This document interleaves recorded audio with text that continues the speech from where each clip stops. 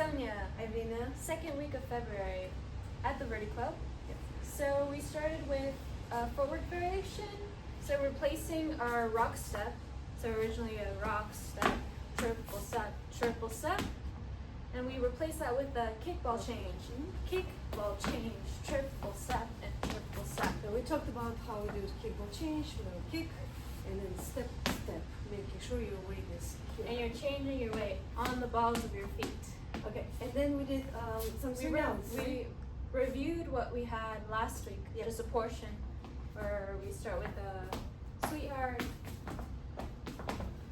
and we have our stretch, into our free turn, into our swing out. And then we did that same thing with kickball our change. kickball change. So we're replacing our rock steps. And kickball change. Triple step, kickball change. A rock step, triple step, kickball change, triple step.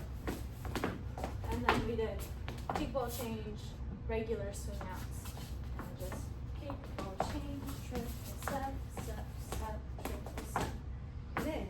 Then We did same thing, kickball change, enclosed the little variation where we have kick, ball change, and we're scooting with our inside leg, scoot, step, and then we did with the rock step, kick, ball change, scoot, step.